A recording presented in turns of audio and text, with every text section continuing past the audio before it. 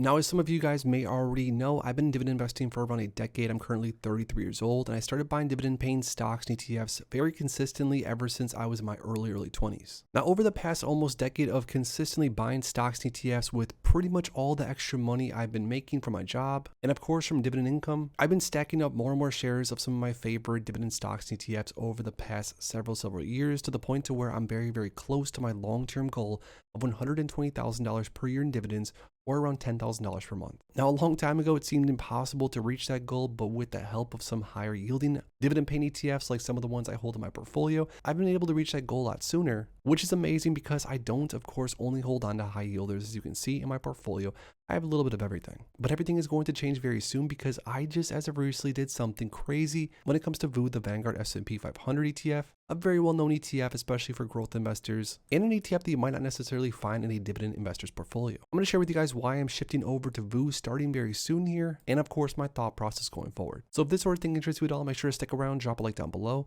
and let's get right into it. My A to Z dividend investing ebook has already helped countless dividend investors get started with their journey, and my custom dividend tracker, the one I use all the time on my videos, has also helped so many investors stay organized and has actually helped them see their dividend income grow. Well, today I have something even better for you guys. When you click the first link down below in my description and you grab my A to Z dividend investing ebook, today you're not only going to get the ebook, but you're also going to be getting the custom dividend tracker, which you can use to track your own dividend income ongoingly. Get direct access to my personal email where you guys can email me any questions regarding dividend investing. You're also going to receive a link to view all of my holdings inside my 7-figure dividend portfolio and see all the positions I add and take away ongoingly. And you're going to get for absolutely free my brand new high yield dividend investing ebook, where I show you the power of maximizing some of these high yielding ETFs and teach you everything there is to know about that also. This is going to be your one shot to grab everything inside of one single bundle, but you got to move quick because I'm not going to offer this for long. Now, with all that, let's get back into the video. So like I mentioned during the intro, I'm very close now to my long-term goal of $120,000 per year in dividend income. Now, maybe some of you guys think that's a massive amount of total yearly dividends for a 33-year-old. Maybe some of you guys think that's not nearly enough to even sustain your lifestyle.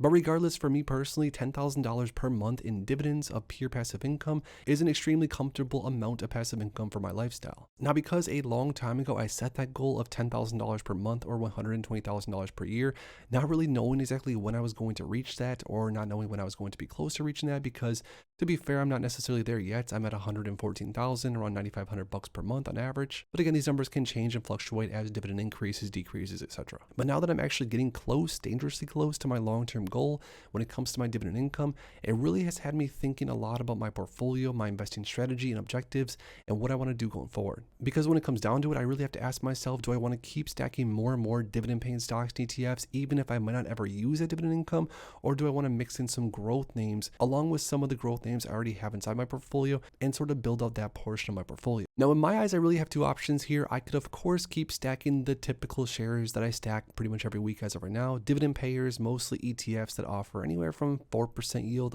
upwards maybe 20% yield, depending on what I'm buying into. But again, because I don't necessarily know how much dividend income I really need to sustain my lifestyle, considering $10,000 already would cover my bills and then some, I'm really considering moving over at least a portion of my portfolio's daily buys into some growth names. So this is exactly what I'm planning on doing going forward, and of course things can change in the future, but moving forward, I'm going to be utilizing a small portion of my daily budget, a very small portion to start, maybe just $10 or $20 per day, and instead of buying some dividend paying ETFs and stocks with that portion of money, I'm going to instead start stacking shares of VOO, the Vanguard S&P 500 ETF. Now, VOO, of course, does offer a dividend of 1.12% yield as of right now, so you're not really going to get rich off the income generation from this one, but I mean, hey, it does still offer some cash flow. Now, the main reason I'm going to start stacking some VOO, again, in a very small fashion compared to the rest of my buys on an ongoing daily, weekly, monthly basis, is because I personally do want to keep gaining more and more exposure to the S&P 500 index. And as of right now, because I don't necessarily know if I really want to juice up my dividends much higher than $10,000 per month, I mean, heck,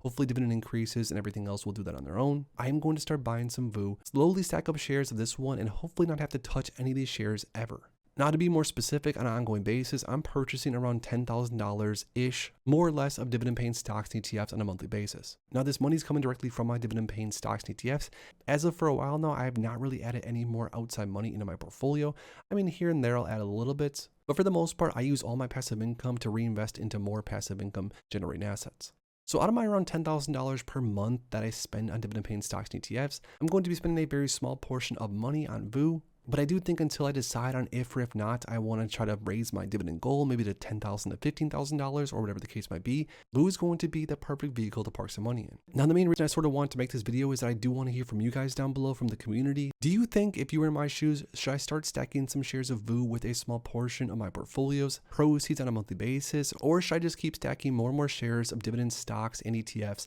and try to get my dividend income to keep going up and up and up from here? Give me your honest input down below. Thanks as always for stopping by, and if you are interested in investing, make sure to check out these recent videos I posted right here.